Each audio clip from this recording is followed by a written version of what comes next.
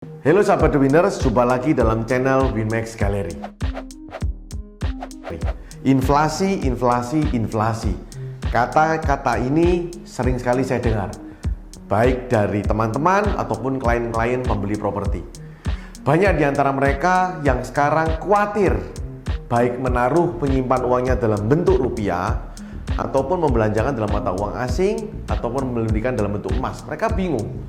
Karena yang mereka takutkan adalah inflasi, inflasi, dan inflasi, di mana mata uang akan menjadi kecil.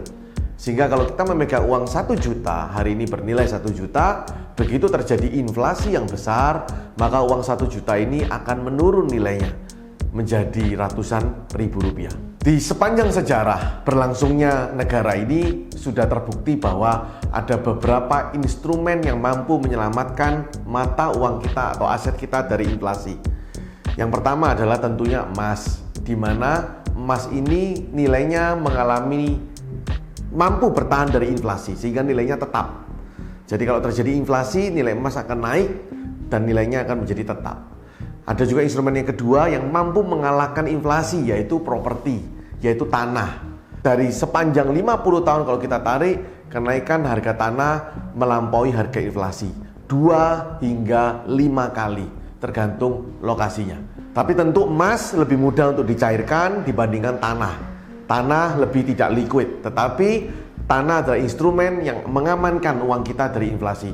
Itulah kenapa selama pandemi ini penjualan kami di pasar secondary sangat-sangat baik.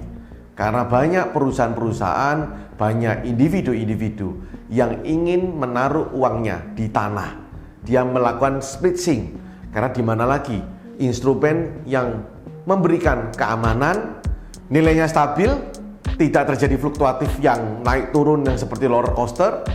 Properti dalam jangka panjang pasti naik, jumlahnya terbatas, mampu mengalahkan inflasi.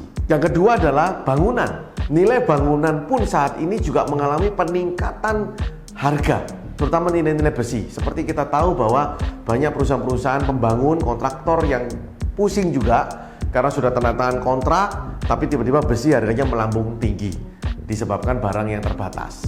Jadi sahabat The Winners, saya juga banyak mendapat masukan dari orang-orang di mana pemerintah memvaksin sebegitu banyak orang, memberikan vaksin secara gratis. Banyak juga yang bertanya-tanya, uangnya dari mana ini? Tentu itu uang triliunan. Rumah sakit yang begitu banyak penuh dan BPJS yang tentu akan semakin membengkak, uang dari mana ini? Sedangkan pemasukan dari pajak tentu menurun karena ekonomi sedang menurun. Isu-isu yang berkembang dari tahun lalu pilihannya adalah menambah utang atau mencetak uang. Dan tentu semua dua hal ini adalah ujung-ujungnya adalah inflasi. Jadi sahabat The Winners, hari-hari ke depan yang paling saya khawatirkan adalah terjadinya inflasi. Di mana jika hari-hari ke depan terjadi inflasi yang tinggi, tentunya akan membuat harga-harga semakin naik dan rupiah akan semakin menurun terhadap nilainya.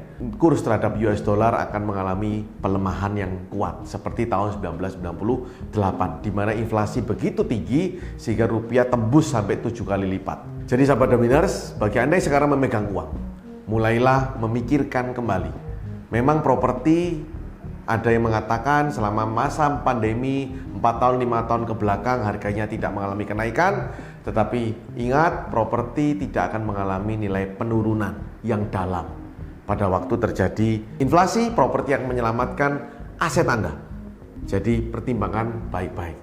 Sekarang pasti bisa.